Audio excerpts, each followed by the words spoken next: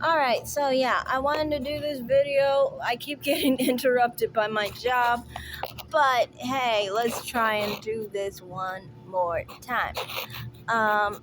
Yeah, let's go.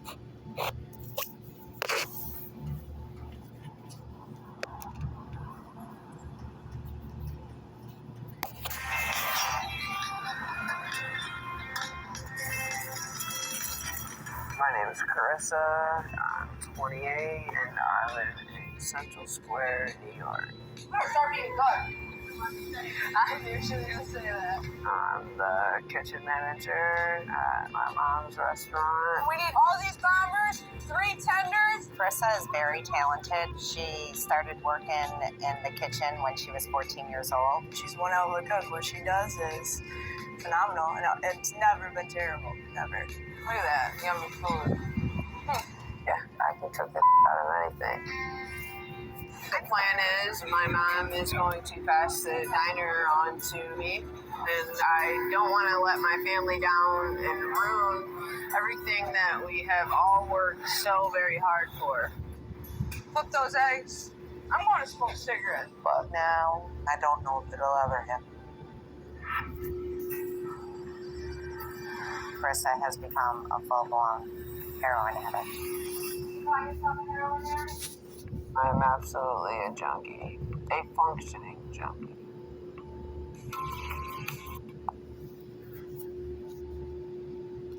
Somehow, this person was trying to claim that they were a functional junkie.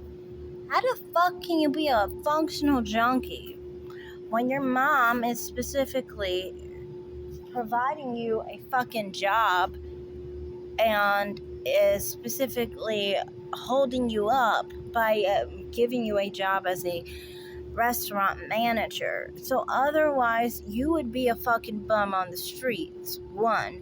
And 2, how are you a functioning junkie when you literally spend $1,400 on heroin a week? There's definitely nothing functional about this situation. The only thing functioning is the fact that her mother has a restaurant that seems to be functioning because she isn't a drug addict. But other than that, as far as her being a functional drug addict, it doesn't seem like that. It seems like family is trying to support her by trying to make sure she has enough money for her heroin addiction, so she doesn't have to basically do tricks outside, basically out on the streets, because that's what heroin addicts do.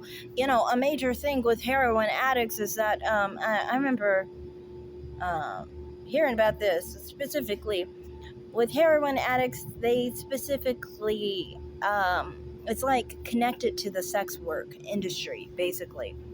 So what they do is basically, not sex work, but prostitution. I don't think it is for all other sex work. I'm saying illegal sex work, like prostitution. So anyway, the whole point is, for prostitution, prostitutes usually use heroin. They usually will do tricks for about 200 a John, basically, an experience or a sex hour, I guess you could say. And many of the time, these people are spending heroin 200 a day, basically. So this seems like this literally is related. Like, they spend like 200 a day, and you can look this up. Also, there's some websites, I'll probably link them below, but they specifically talk about the average amount of how much heroin is for a heroin addict who specifically gets high every day. Specifically, these type of people, they spend about $1,400 a week, basically, and they spend up to like $70,000 a year on heroin. And somehow people try to associate drug addiction with poverty, with homelessness, problems like that. And it's weird to me because it's like, well, I guess you could say they may be homeless, but that's just a choice that they made, right? They chose to be homeless because they didn't want to pay for their rent. Instead, they wanted to pay for heroin. So it's not like they have a dearth of income. It's like they don't want to budget their housing because they'd rather get high. That's their choice that they made in their life. You know, to me, it's like a poor person doesn't have $1,400 a week. $1,400 a week is literally $5,600 every 4 weeks, which is, it's close to $6,000 a month, which is like $70,000 a year. And somehow somebody is trying to say that specifically it's like these people would be poor, considered poor, or people who are specifically, in a situation where they are of limited income. They're not. Even if she wasn't using her mother to prop her up and she was on the street running tricks, she's still making $1,400 a week, even though it's illegal. It is illegal, and it's not, you're not making money in an honest way. I mean, in a shameful way, I guess you could say, but she's still making that money. I don't understand. How can I compare my finances, which don't reach $1,400 a month, let alone a week, to someone like this who spends $1,400 a week on drugs? It doesn't make any sense. And I get tired of the fact that people try and compare or try and say that drug addicts have anything to do with poverty or homelessness. These are their choices on what they want to spend. It's a middle class or rich person choosing to spend their money mostly on drugs instead of somewhere to live, But that doesn't mean that they're poor people. They're not. They still have a good income, They just don't use their income for housing. They prioritize drugs. So anyway, continue. So I've already done 32 bags of heroin so far today. The first time I held Carissa, she was so little and so cute. Carissa was always on the move. A lot of swimming, a lot of activity. But I never felt like I fit in though, because I always knew that I liked girls. So like the circle of friends that I did have was small. I felt like I kind of knew it because the way that she, was acting and dressing, but she didn't open up at all to anybody besides her friend. I don't get what not liking guys or whatever would have to do with not fitting in. And also, saying that someone doesn't fit in, that could contribute to drug use. I think it's actually the other way around, honestly. At least, well, I don't know, because I don't socialize with a lot of people outside of my town, basically, because my adult years, I spent my life in Las Vegas, so maybe it's a different environment. It is a party town, it is a drug town, it is a town with a lot of drugs, right? So anyway, to me, in my opinion with that, it's just kind of like, most people that I interacted with were, like, into drugs, okay? Like, they would, like, have, like, either, like, marijuana or heroin or whatever. So, like, when you don't do drugs, like myself, I don't do drugs. I never have. And I include marijuana. I've never done marijuana. Or drank, or cigarettes. I've never done anything. In fact, I'd be scared if I did cigarettes, because, I mean, like, that can really cause cancer. But, like, what I wanted to say here was specifically that I kind of feel like a lot of people who fit in tend to do more recreational drugs, honestly.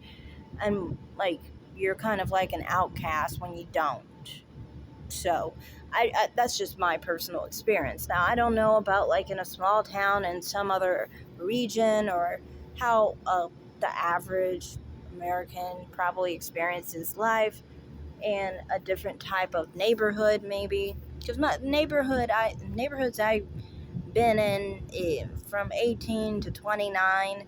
I've mainly been in environments, well, except here, because, well, still here, like, my coworkers and stuff, the one job I work, well, yeah, they're like drug addicted individuals, and I not like it matter though, because like socially, like I said, well, if you don't fit in with them, it's really good because they may not like try to impose their drug addiction on you, really, because they kind of leave you alone. So to me, I mean, like, I don't know, like in other experiences, like when I was like at like Precision Opinion and in Vegas and stuff, when you socialize with people, they often try to put their drug addiction on you. You know, if you get along with them, they try to put their drug addiction on you because that's how they socialize together. That's how they get together, is by smoking marijuana, smoking crack, smoking whatever they smoke, basically, or doing whatever drug they do, basically. Um, so I don't think being an outcast specifically has to do with that. Actually, being an outcast can kind of help you. At least it did for me. And then after the divorce, dad wasn't in the picture as much, and mom honestly was always being out. There was no supervision.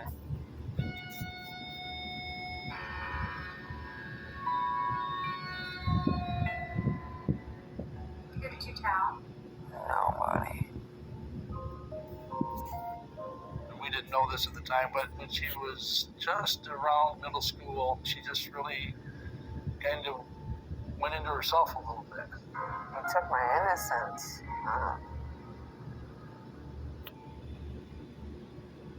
He actually ruined my life. I wouldn't be sitting here. TTD eye color contacts, natural beauty and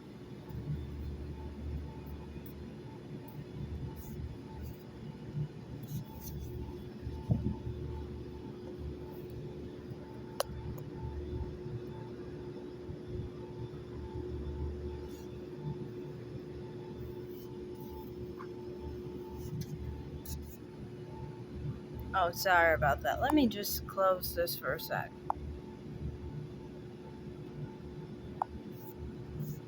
Yeah, I'd say, sometimes I guess with sexual assault and like physical abuse and things like that, some people claim that that does contribute to it, but yeah, continue. I don't know, let's continue. amplify. Elevate your looks with our premium They're doing this with you. Is that your thing? Yeah. Had some things not happen to me. Her attitude changed, her demeanor changed. She really had a wall up towards any adults. I stopped trusting everybody. That's when I believe she started smoking pot. She would not tell us what was going on. We weren't reaching her at that point.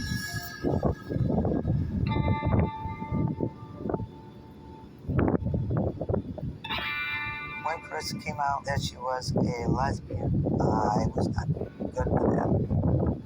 People in Central Square were not open to gay and lesbian relationships and people or anything. So I didn't want to publicly flaunt it. Me coming out to my family impacted me a lot more than I ever realized. Just their rejection, the people who are supposed to love you unconditionally. He loved me for me, and accepted me for me. We were always inseparable. Either I was at his house or he was at my house.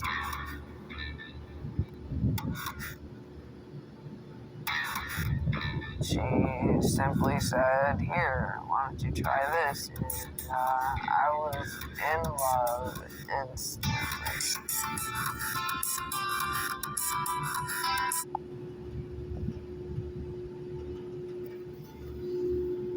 See, as you can tell, I never understand why people always say it's because of their isolation. When it's like, see, that's what I'm talking about. When you have an interaction with people and you are accepted by people, and then in your clique, you start to do drugs. So, like, for example, his mother was addicted to drugs, introduced her to drugs, probably introduced him to drugs. You know, so that's how it occurred. It's always seemingly to me where people seem to get into their drugs or associate more with drugs when it comes to like when they're socially impacted by somebody, basically when they're socially engaging with people that do drugs, basically. That's just what I've noticed, anyway, continue. Carissa was starting to get in trouble at school between 13 and 14. I got expelled in 8th grade just for some pot. And my addiction, it was about to get a lot worse.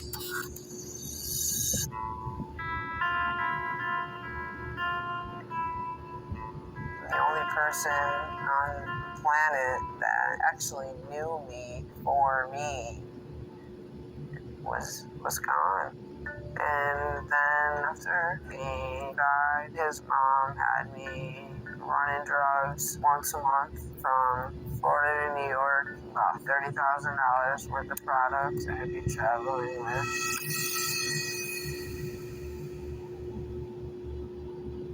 She was charged with possession. After the arrest, drug court, jail, rehabs, finally they make me go to a halfway house. When Carissa was clean, it was a great time. She was Why I don't get why people always think that rehab is the answer for drug addicts.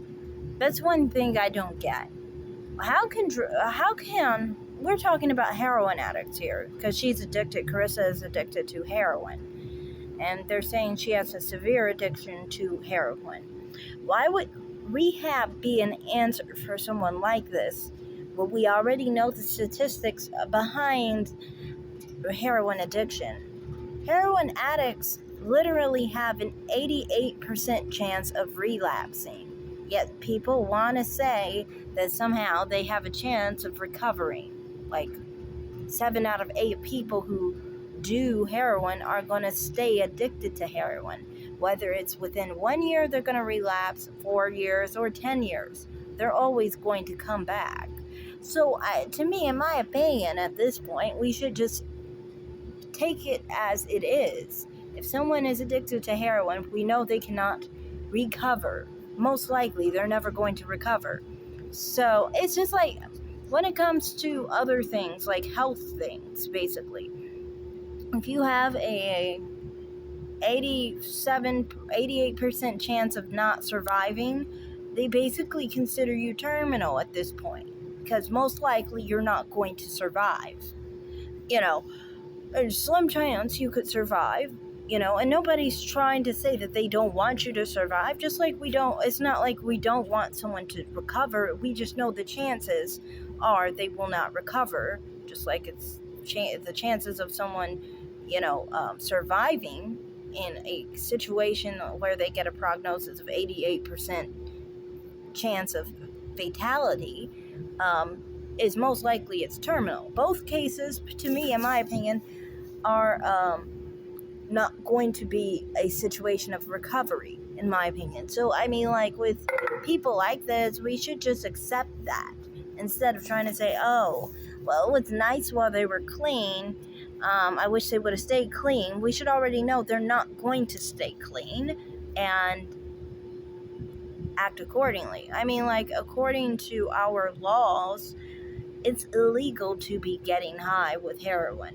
So if it's illegal to do heroin, then obviously people like that should go to jail. and be kept away from society because they do pose a dangerous threat. I mean, they sell drugs and they also commit other crimes to get drugs. Drug dealers, for one, they have plenty of times where they have disputes and so forth, and they cannot go to the law, so they end up killing each other. I mean, they create a lot of violence in neighborhoods. I remember I lived in a neighborhood around Flamingo and Boulder. It was completely like submerged in like lots of drug addicts, drug dealers, so forth. It's so dangerous out there, specifically. Like, you can have a situation like I've had this specific situation happen for me. I was just walking a Walmart, right? And I walk in Walmart, and like maybe like 5 minutes later, somebody got killed. Literally got shot in the parking lot I was just walking past 5 minutes before. If I would have been there, I could have ended up dead, and I was just a poor person who happened to be like neighbors with really fucked up people because I couldn't afford a nice like apartment or whatever, because when you have low income, you can only get what you can afford, basically. So to me, my point is specifically saying that they create a lot of crime. They make neighborhoods very dangerous. So, I mean, like, trying to hope that these people will recover, it's never going to most likely happen because it's an 88% chance of relapse. But, yeah, we can continue with this video a little bit longer. I want to do the other two. She was actually a part of things as a family. So overall, her life was way better when she was clean. It never lasts, so. When I first put a needle in my arm, it was absolutely incredible. It was my new love. Carissa says the diner is the only thing she has left. And that if I take that away from her, she has nothing, and she might as well kill herself using heroin. She didn't come in, right? No, she's not here yet. That she's out of mission. Yeah, I know. Yes. Of course, the only thing she has left is the diner. It's the only thing supplying her drug habit. But honestly, she probably wouldn't kill herself. Most likely, she would probably do other things to get her money. Like, for example, they sell themselves. They steal out of stores. They steal people the stuff. They break into people's homes. I mean, I remember one drug addict specifically was telling me that, well, she was claiming she was recovered. Who knows? And they relapse always. But she was specifically saying that she would go after people with a bat with nails on it.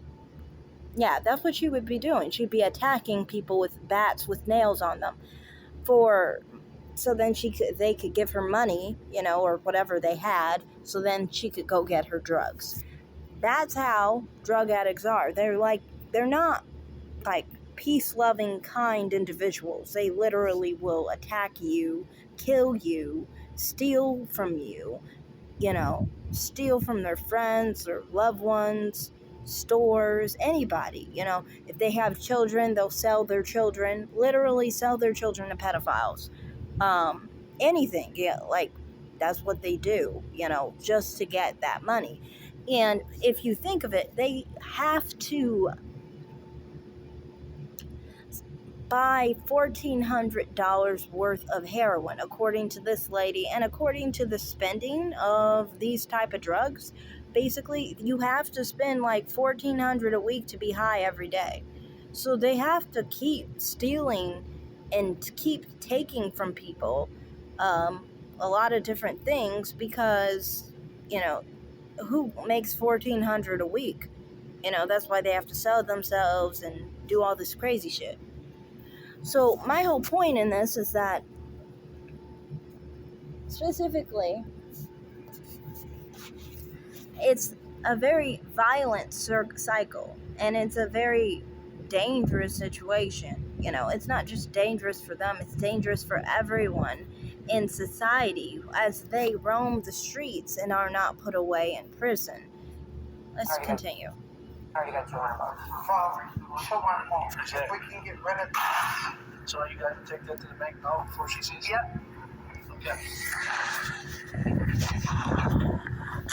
Where did my mom go? She gets 100 to 200 almost every day or every other day from my mother on top of her paycheck. There's nothing I won't do if I need to get that fixed. I asked you yesterday. Yes, I asked you yesterday. for $20. Look at your tax you sent. I touched 200. I'm not doing it. I feel like I told you I need a paycheck. She won't stop till she gets what she wants, and Robin just can't take it anymore. She'll give in, for sure. This happens every single day, Carissa. Just give me the money. Just give me the money. Just give me the money. Yeah, give me $100 of my money, like I always do. Okay, sorry, Mom. No, you're not, Carissa. You're not sorry one bit. I give Carissa money because I can't keep fighting the beast. I give her the money so she leaves.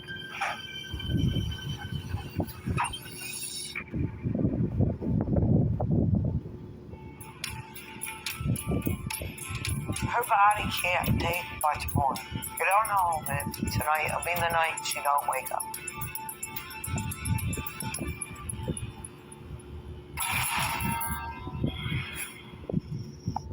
And I don't understand how family members like this put up with trying to give all this money for them to, keep on doing their drugs. But to me, the way I feel about it is like, if that's what you want to do with your money, that's your choice, But you can't expect me to feel sorry for you because you're just paying for that person's drug addiction that costs $1,400 a week, So you're a fool too at that, in my opinion. And you're not even high or addicted to drugs, so you're even a bigger fool for doing that. But yeah, I just wanted to show that. Like, to me, it's like interesting. People try and say like drug addicts are needy people, or that they're very they're homeless or they're poor. They're not living in poverty when they already are spending $1,400 a week on drugs to get high. Now, there are two other people I want to talk about because they spent even more money than her. So let's go.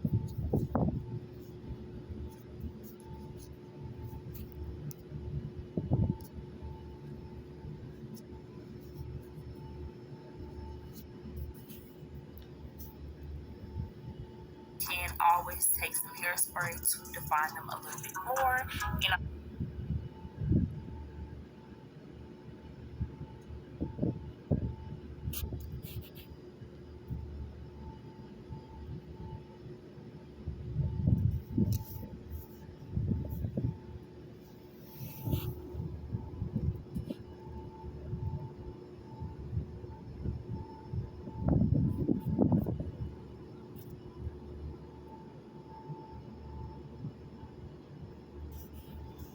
Shoot, just stop. I'll show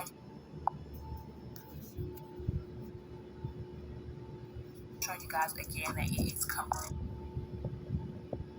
Coke, booze, pills. I think I did this too early. Money from Sorry, guys. tenants and Just people. do this back. Okay, there.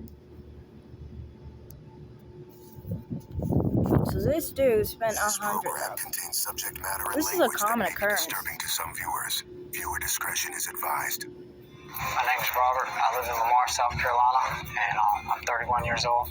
I live with my wife Miranda and my two children, Emily and Robert Jr. We were put in a position where we really had it made, but things are very different now. I'm addicted to crack cocaine. I bet I spent $100,000 last year on crack, coke, booze, pills.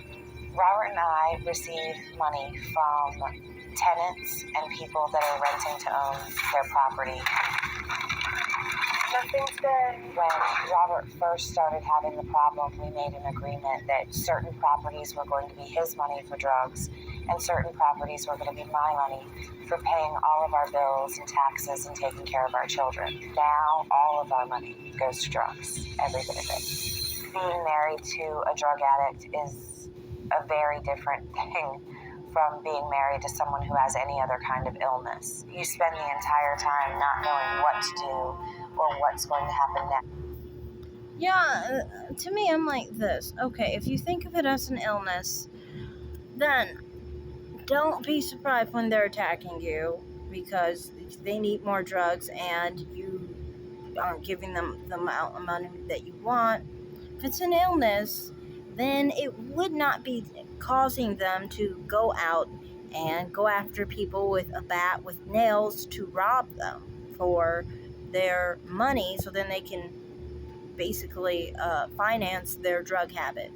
You know, I never understand why people talk about it like it's an illness. If it's an illness, it's not. It's an illness to them. It hurts them.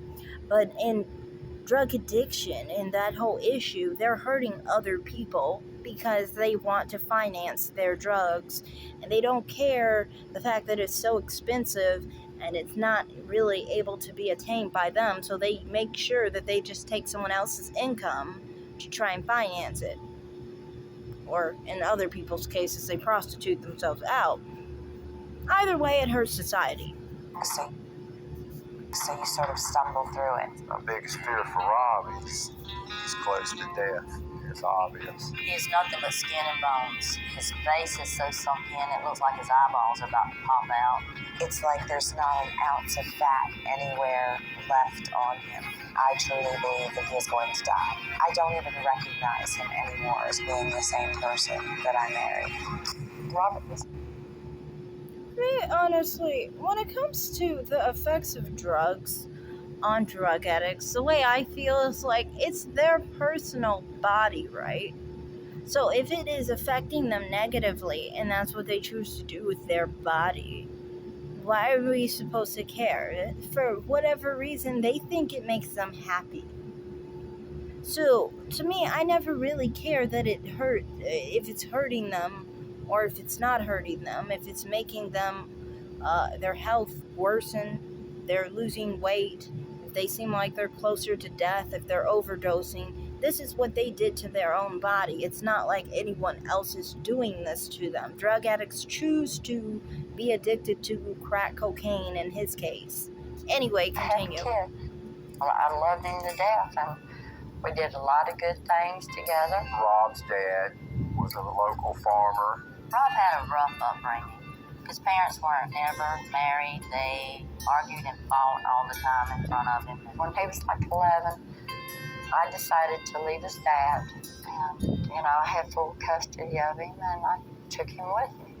The reason Rob's mom and dad split was basically Rob's mom started using drugs. Rob's father didn't like anyone using drugs. He just despised any kind of hard drugs. She got clean for a while, but it was only short periods, a month, 2 months. And, as soon as things would get good, then they would get bad again. Rob went back and forth between the two of them. When he was with his mother, they would stay with whatever man she was with at the time to keep a roof over their head. As time went on, Rob's mom's addiction got worse. So I would be pulled from drug house to drug house and seeing a lot of things that I shouldn't have seen, that even grown people shouldn't know about. His mom started giving him drugs or smoking crack with him when he was 13 years old. It's been something you introduced Rob to crack. Yeah, everybody says I smoked crack with my son when he was 12 years old. That's a bunch of bull. That's all I got to say. First time I tried crack, I don't remember exactly how I felt, but I know that crack made me feel good and I wanted more. And it came from my mom and a friend of hers. My life was a mess. I was getting in trouble, breaking in houses. I got caught with trouble. So first off, I think out of this situation, for one, people trying to blame the mother for introducing her son to drugs or whatever, crack cocaine. I of course I blame her, But I don't really think the blame only falls on her. It falls on his father for allowing his son to be raised in a crack house. If your son is raised in a crack house and you know your ex-woman or whatever, since it wasn't his wife, is a drug addict, then why would you have your son around a drug addict? Why would you have your son in a crack house? Why would you have him going from your house to her unstable household, her unstable crack house, crack home, or whatever? Like, why would you have that? That means he didn't care about his kid either. So he was a bad dad as much as she was a bad mom. It's not just going to belong to the blame of him being introduced to drugs by his mother and her friend on her specifically, but him, because he knew that his son was being raised in a crack house and he just didn't give a damn. The only thing I hate about wearing glasses is I want to look different every day. And it just makes it so hard because glasses are... Folks at school selling drugs, weed, crack. I got expelled, suspended. When Rob... Oh, that's another thing I wanted to point out. The whole thing about breaking into homes, as I'm saying, that's what I'm trying to say here. People talk about how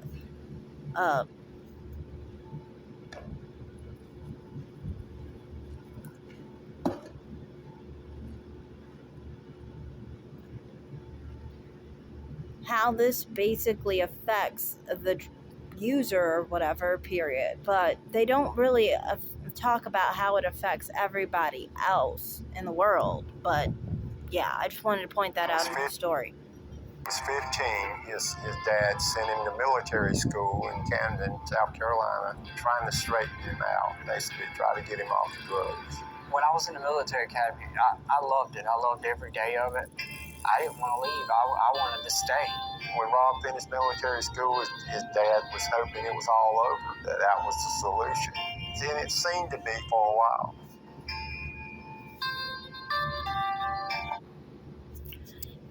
That's just crazy. People always have weird ideas of how to get someone off of drugs, but I have to think of the context of the individual who is trying to supposedly get him to be sober or whatever. It's the same person who didn't give a damn about him growing up in a crack house, so I do not think that he obviously put much effort into him being sober, obviously, because he contributed to it.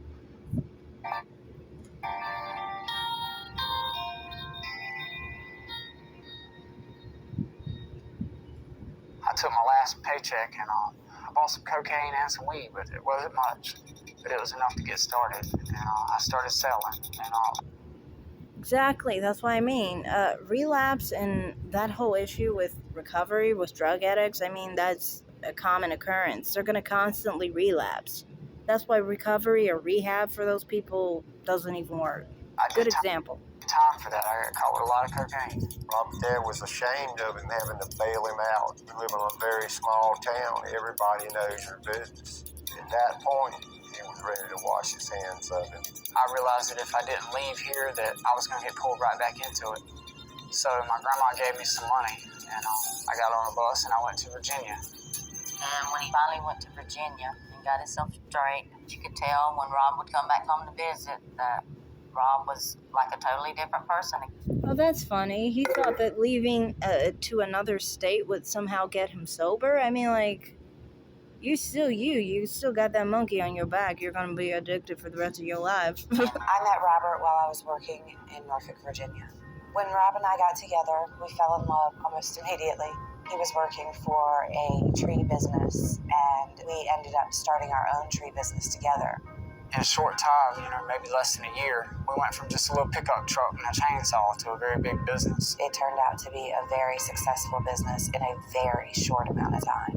Robert and I got married about a year after we started dating. Things were really good between us. We invited my father to come down and go fishing with us on our honeymoon. That was one of the best weekends I think I've ever had in my life. I had my dad back finally. Rebuilding the relationship with Rob was just like healing all the old wounds. Rob's dad was proud of him. When I lived in Virginia, that was the best my life had ever been. We had Emily, my daughter. Then a year later, we had my son, Junior. And when we came here, everyone was very proud of him for the way he had turned his life around. When Rob's dad was diagnosed with the cancer, he was told he only had no more than 6 months to live. When my dad got sick, I didn't ask any questions. I shut the door on my business and I came here to take care of him. Rob ended up staying with his father, and he was there in the room when he passed. And to have to watch him suffer through cancer. Y'all gotta give me a minute. The moment his father died, he became a completely different person. It was the day of the funeral. I couldn't get to the crack man fast enough. Yeah, and to me, it's kind of obvious with drug addicts like this. This is the most important part of what you need to pay attention to with drug addicts. They can say that they want to be sober. They can try to go to rehab. They can recover, supposedly. But once they hit a situation that makes them emotional, the next thing they're going to do is get high again. They always do the same thing. If they have enough stress in their life, they'll just go back to drugs. They always do. That's why, to me, it's like a waste of time, because if you understand life is about trauma, torture, or whatever the fuck you just went across. If you don't have that crutch and that habit, you don't run to drugs, basically. Like for me, if anything traumatic happened to me, I wouldn't run to drugs because I've never done drugs. You know what I mean? But people like this will always go back to crack cocaine no matter what. And then that's not just that. This guy, I feel like he only didn't do drugs for the purpose of pleasing his dad. Once his dad died, he went back to drugs because I think that was kind of like the norm for him. Like, think of it. Supposedly his father didn't like crack cocaine. So a way to please his dad was to give up crack cocaine. Once he died, there was no purpose of giving up crack cocaine. That's just a psychological side to it as well.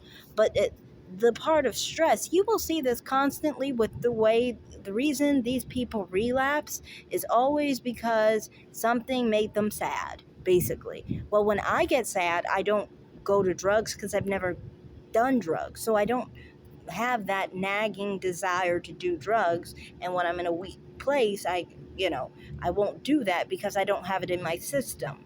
These people do, and that's why they can never be trusted in recovery, and that's why we should not be interested in trying to get rehab for them, because it's never going to work. And I started using non-stop.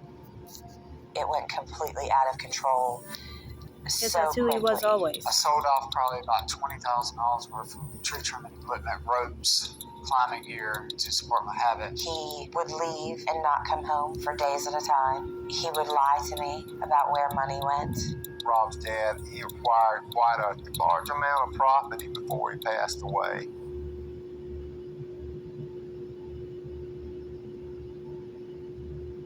We're talking about cash backing. Oh, sorry. Not again.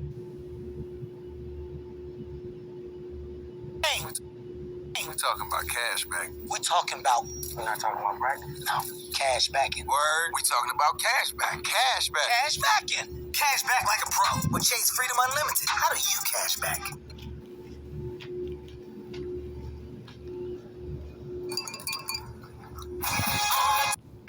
Sorry about commercial again. You're a shortcut with Benefiber.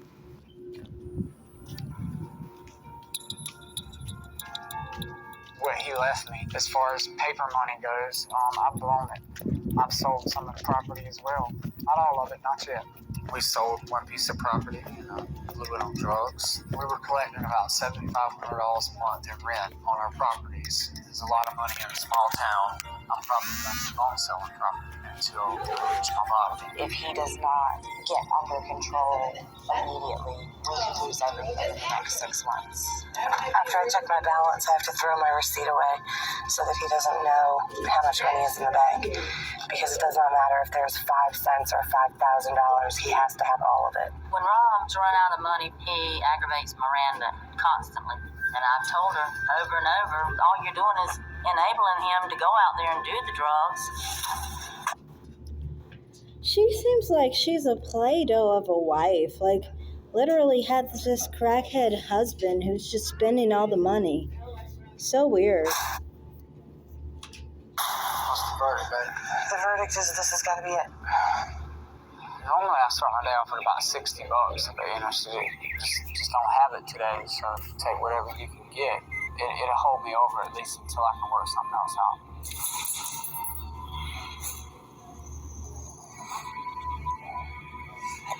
You know that I've loved you since the moment I met you. You're the most loving man, and you always made me feel safe and taken care of. You've always made me laugh and made even the boring times more bearable. And before you got sick, you were an amazing father to our children. He never got sick. He chose to do drugs, sweetie. I understand. Loved ones need to understand the cold, hard truth of these situations. These people, I guess it hurts to realize the reality of the situation with these people.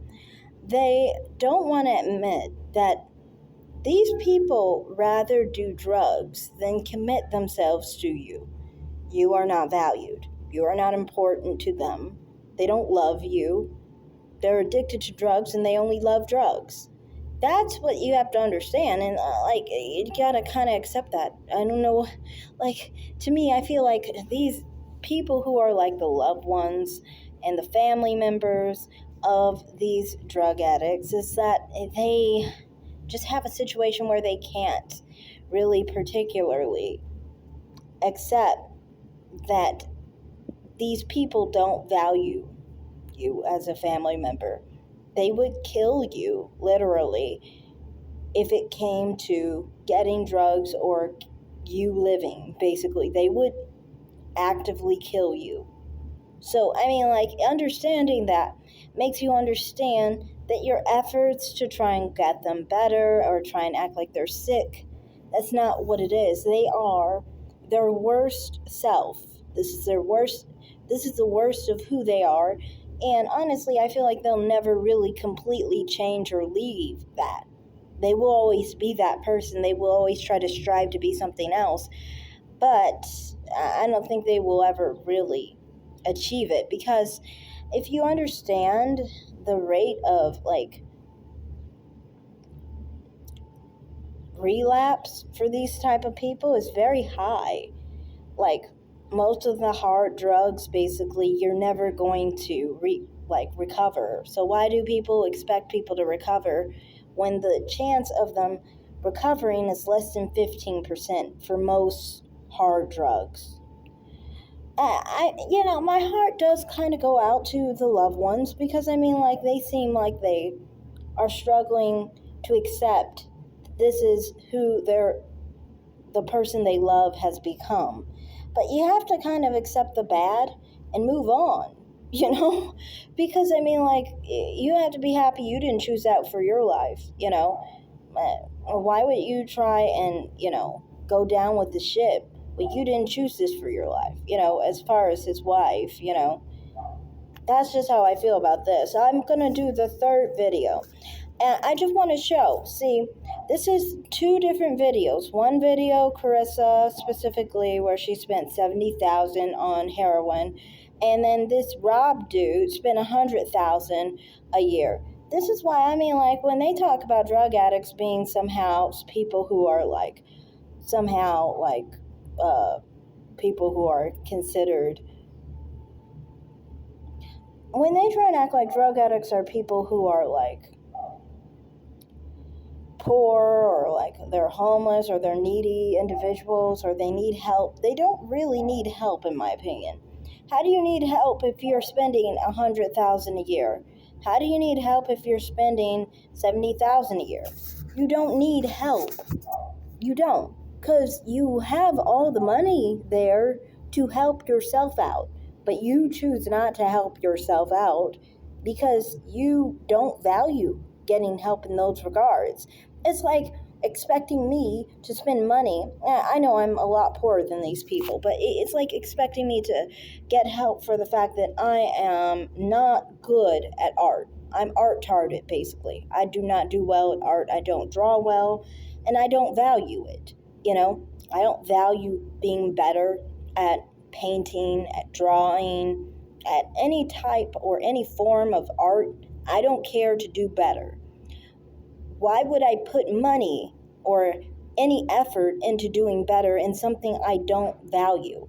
It's the same thing with drug addicts. They don't value getting better, and I think pushing them to try to do better is not really a good idea either, because if they don't want it for themselves, they're never going to get it anyway.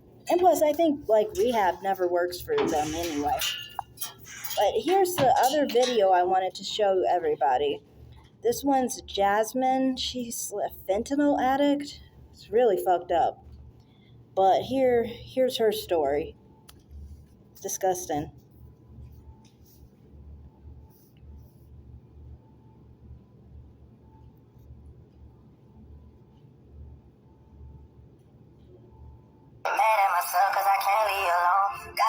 Oh, sorry guys for the commercial.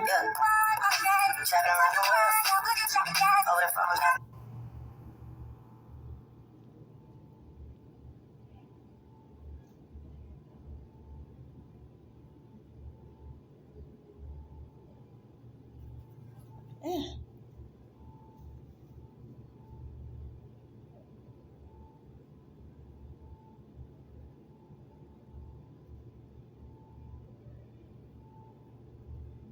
Some viewers. Viewer discretion is advised. My name is Jasmine. I'm 26 years old. Oh, I remember when my mom did that. Everybody loves Jasmine. She's trying to pretend that she's happy, but she's not, you can tell. Yo, Paul. Jasmine, when she's using, Can we get high or what? But I just get high. she's a totally different person. Night and day. I hate my mom. She has a big mouth and she likes to ruin my life. I'm addicted to fentanyl.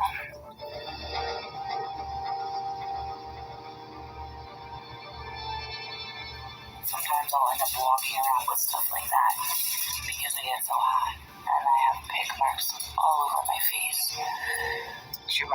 Scary as fuck. I don't even get what is a pig mark.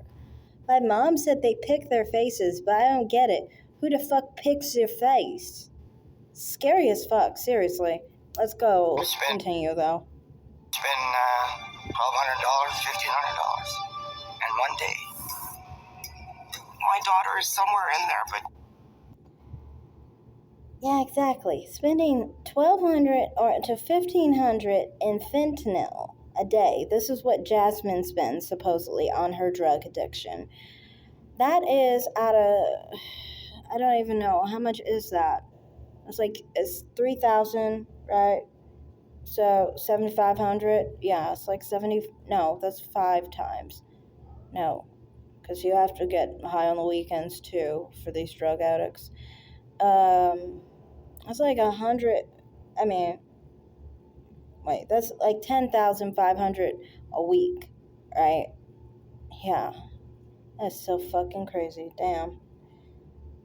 And you mean to tell me you think this person is somebody who is poor, like someone in need, that they're homeless or whatever? Like, I don't understand. Why do people associate drug addicts with poverty?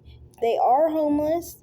They make a lot of money, obviously, if they're making this much to get high every day. So, I mean, like, they're not poor people. I just don't get that. But yeah, that would be like $500,000 a year. So sick. that's not her right now. Yeah, I'll probably do my makeup and get all dolled up. Maybe go do a couple drinks. I know I'm an addict. I can see myself. Yeah, a major thing is what they generally do is they sell themselves. Like, a lot of these individuals will sell themselves. And the last two people did not bring up that they sold themselves specifically. One person specifically said they will do anything for their drugs, and I assume the other one would as well, because that's what the mentality of drug addicts is, that they specifically are of the mentality where they will do anything for drugs, basically. But yeah, to me, I mean, like, this is not a shock. I mean, like, that's how they are, you know. But yeah, anyway, I just thought that was interesting. But that's a major way how they make money, because you could see, like, I think the average drug addict or the average prostitute costs like $300 an hour or something like that, or $200 or something.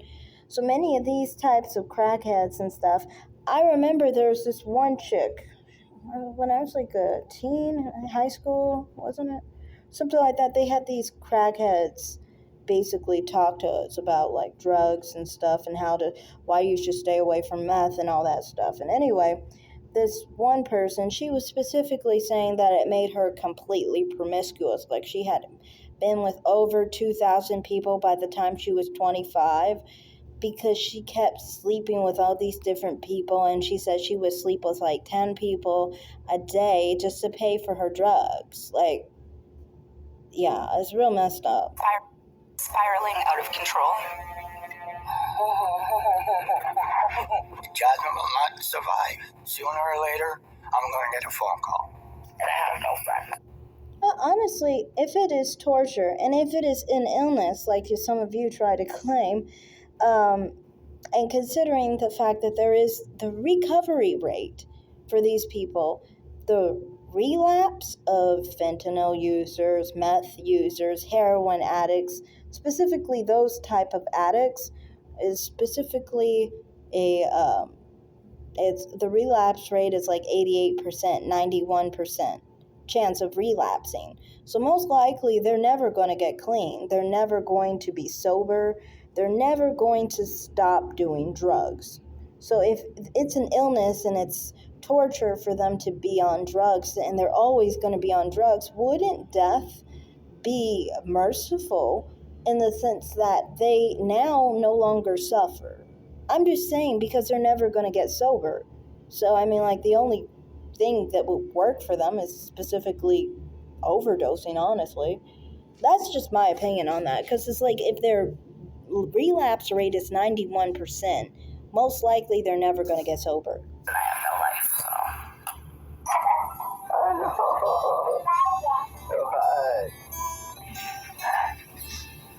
I had a really good upbringing for the most part. I did a lot of stuff. From dancing when she was 4 years old to cadets when she was 10, figure skating, competitions, and she excelled. She was always good at whatever she done. I had lots of help from my family, especially my mom and dad. Jasmine and I are very close ever since she was a little baby. Well, I think it had lots to do with not having a father, and I felt like I had to be the father. She's more... Yeah, I kind of find that weird. They say that she had a good childhood, but she didn't even have a father. And I believe her father abandoned her. So that's a dysfunctional part of her family in itself. But okay, like continue. a daughter to him, not a granddaughter. He helped raise her. She was used to having my mom and dad always being there. And I was with her all the time. I wouldn't go no place hardly without her.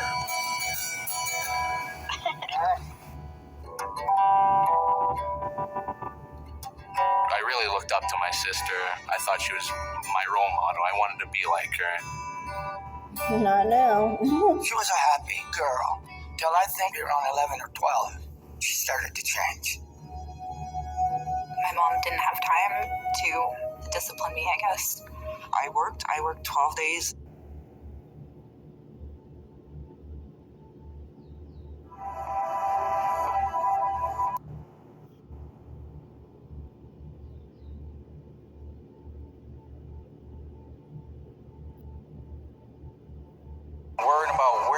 to eat and what I'm going to Sorry eat should about not the be a worry of a commercials, child.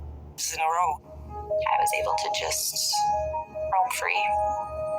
Jasmine seemed to be able to have all of her friends over and pretty much do what she wanted when she wanted. We'd smoke weed pretty much every day. We would drink occasionally when we would get it. We experimented with coke. My mom tried to get me up for school. Sometimes I would pretend to go to school, then come home. She didn't do much from the age of 14 to 16. She stayed at home and partied. That's what I mean. When people always act like people who were loners were specifically the people who are more susceptible to drug abuse, I don't think so. I think it's more so socialization. Like parties, for example. Those who are socialized, especially with the party life, usually do drugs. They do some kind of drug, usually. They may not do a drug like heroin. They may do a drug like marijuana. But they always do a drug. Basically, that's what they do in those parties. So it's not actually social isolation or being an outsider. I think it's more so actually being an insider and actually socializing with the wrong crowd of people. But anyway, continue. Left all day And specifically being a weak-minded individual, if you follow the crowd and you do as everybody else does, basically. Anyway, continue. Oh man, she got into lots of trouble. I cut off her friends. I turned them away. I said, she's trying to get clean. She doesn't want to do drugs anymore, and you're not allowed here. And then she started to get clean. She went back to school. She excelled. Jasmine was doing awesome. Very awesome. But it didn't last. I was 18 when I started stealing Oxycontin from my grandmother. That went on for only a couple months. She caught on, and she knew and still loved me and helped me through my withdrawals and everything. And 2 weeks later, she passed away. She fucking killed her own grandmother by taking her grandmother's medication, which probably was to keep her alive, for her own drug abuse issue.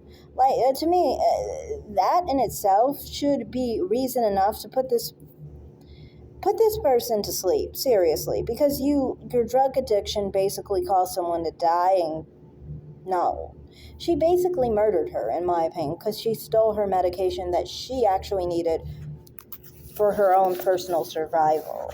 So, yeah. And I don't understand why people always act like, oh, feel sorry for what? Like, obviously you're supposed to be feeling sorry for her grandmother. Somehow, we're still supposed to be feeling sorry for the drug addict who basically helped their grandmother basically die because of this, you know?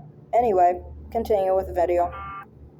My grandmother was everything to us. She was the glue to her family. Whatever would be broken, she would fix. Knowing Jasmine, it definitely hurt her a lot. Miss her. Hey. You okay? Yeah, I'm alright. I was 3 years clean, doing great. Had a good job. That's what I mean. 3 years clean, supposedly. And somehow that tells you that somehow she's going to not relapse after she relapsed after 3 years. Doesn't that tell you she will continue to use? So she's a lost case, in my opinion. Anyway, continue with the video.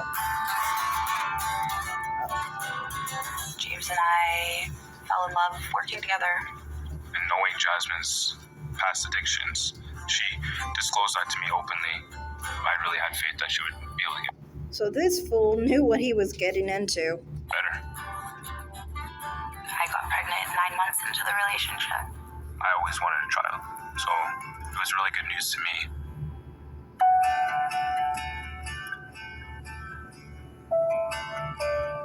I remember Oakley's first time saying mom, his first steps, and it was sober. When Jasmine first had Oakley, she was so proud and so happy, and she even said, I'm gonna do everything for my son, whatever it takes, no matter what. I was a good mom. Oakley was very well taken care of, and he was happy. Jasmine can be very stubborn. Clearly, she was not a good mother, and let's get to how she was not and should never have her child. So was James. So they butted heads quite often. We were at home together, and she seemed jittery and nervous, and she was picking at her face. I thought she's high. So I decided then that I was going to take Oakley and I was going to go stay at my mom's for the night.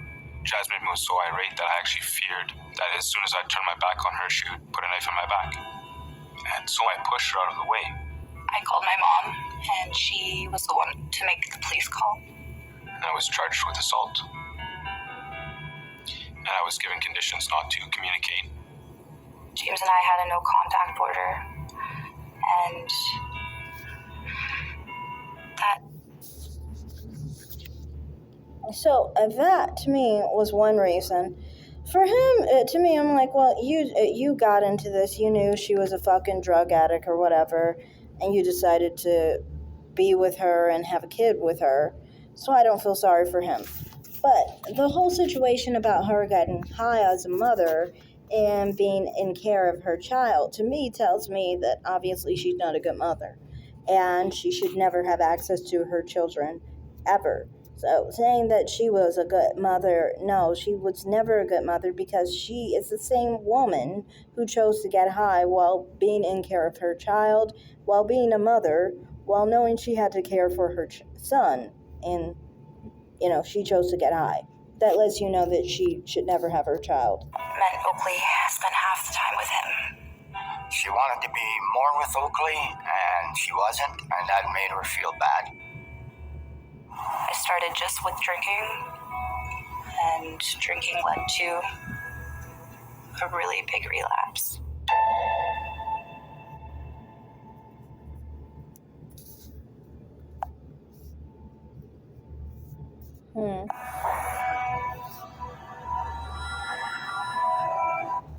I don't understand. Why don't people realize if she was addicted to opioids in the beginning and she relapsed, don't you get that she's always going to relapse when she feels badly? That's what they do, That's why I don't understand why people act like recovery ever works. Again, this is another situation. Another situation of someone spending a lot of money on drugs, another person specifically relapsing after 3 years of being clean. I mean, these are just different stories, but statistically, this is what constantly happens, yet we don't learn that they're never going to recover. Continue, though. This is it Oh my God, we're here. Oh, finally. Still manic? Yeah. No kid should have to live through seeing his sister killing herself. Jasmine stole his video games to sell for drugs. Sisters and brothers don't treat each other like that. Oh no, they would treat them way worse than that. That's what I mean. It's like loved ones of drug addicts do not understand. A drug addict would kill their own mother, child, and husband or wife if it meant they won't get drugs ever in their life if they don't, basically. They would kill everybody that they had to kill in order to get drugs back into their life. That's how a drug addict is. So to me, it's like, understand that, because a lot of loved ones don't understand that they don't love you. They love drugs. They love fentanyl. They love oxycodone. They love heroin. They love crack cocaine. They don't love you. And they never will love you because they're addicted to that drug. So, I mean, trying to have sympathy towards someone who would never have sympathy to you is really dumb, in my opinion. You have to understand this person doesn't love you anymore, doesn't care about you anymore, and, they don't even care about their own well-being as far as in the way that you think of their well-being. What they think is their happiness and what they want in life is their drugs. their addiction. So to me, these type of people, I don't think we should focus on trying to convince them that they need to care about not doing drugs.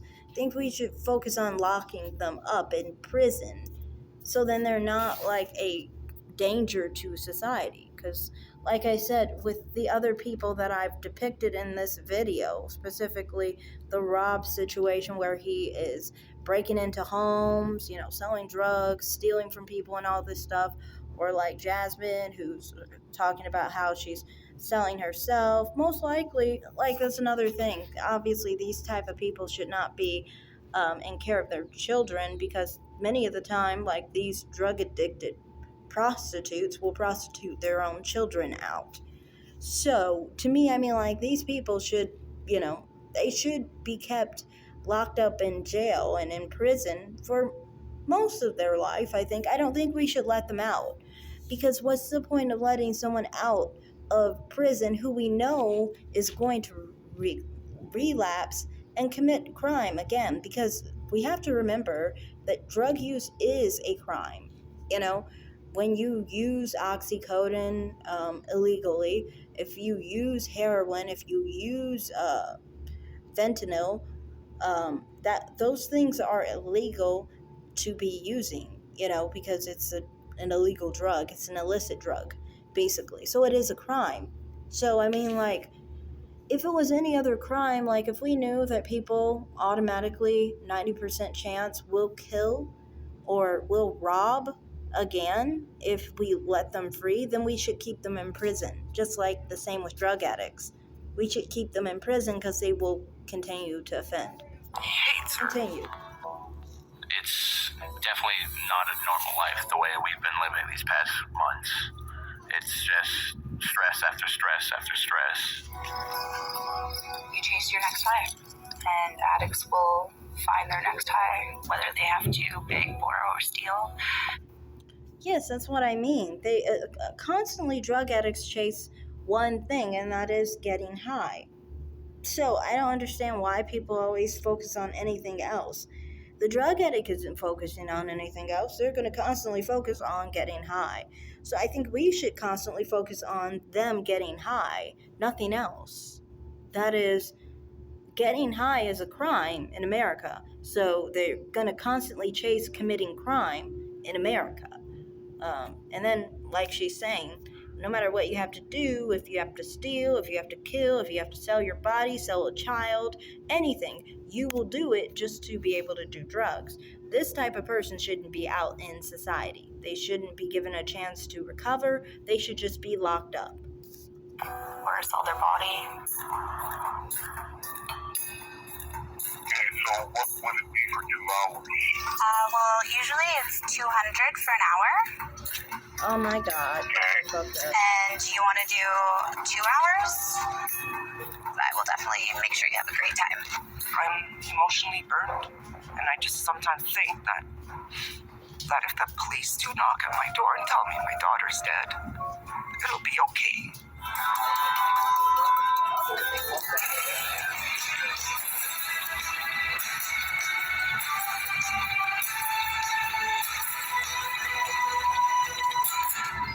Hi, come on in, Jasmine. Come on in. Come on in.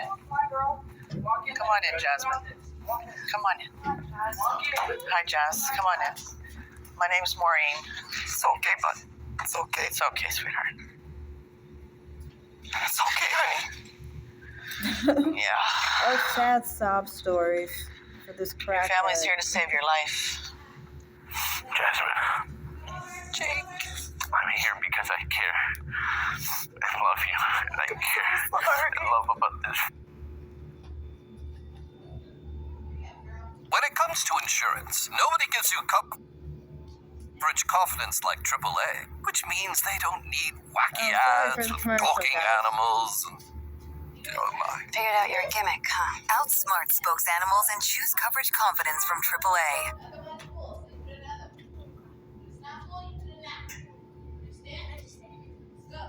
Date now on Bumble. Come on in. Commercials. Family. This isn't you. This isn't the sister I looked up to as a kid. Sorry, Jake. On occasion, you thought. That's what I mean. These people are so delusional. They think that this is not their daughter, their sister, their wife, whoever the fuck.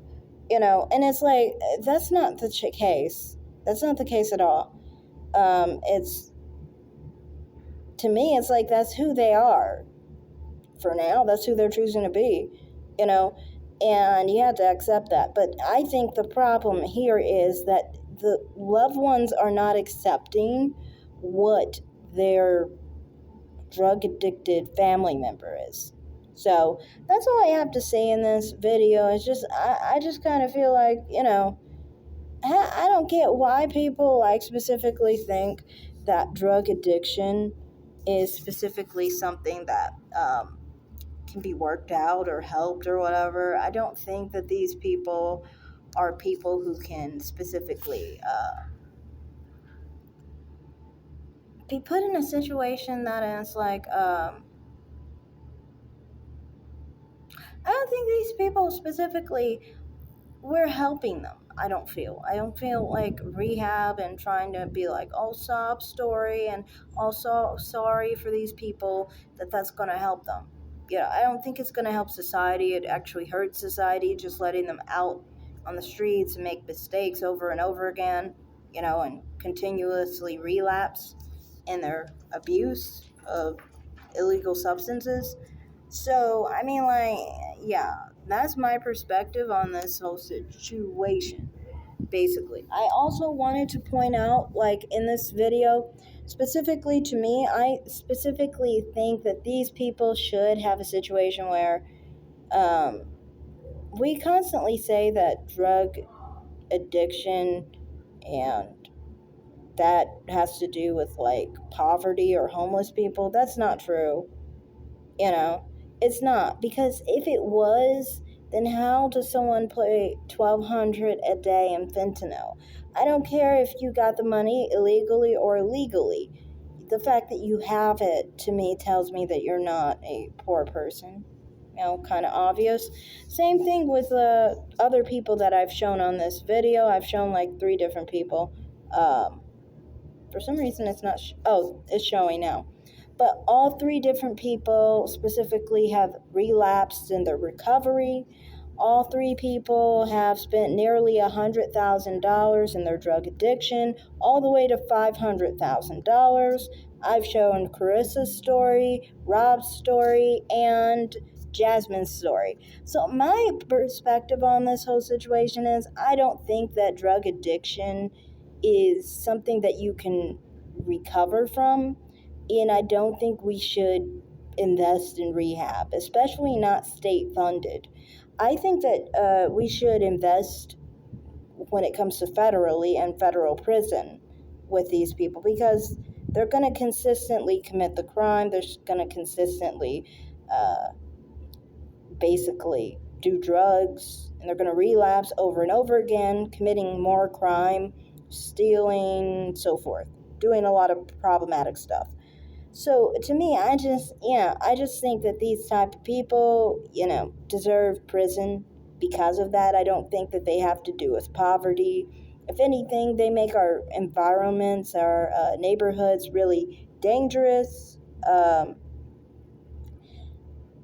make problems for poor people, like when they try to clog the social system. They mess up our neighborhoods. They mess up jobs even, because I've worked with people who did drugs and so forth, and they would when someone is not sober and they are working with you as a team, it messes you up either way. If you are in a call center where you focus on your own surveys, as a team, it messes up your production as a whole, basically. In every way. They're not made for regular society, in my opinion. They deserve to be locked up. So that's all I have to say in this video. I'm going to be done. I know this was a long video, but that's all I have to say. Thanks for watching, everyone. Like and subscribe, comment down below, and have a great day. Bye, guys.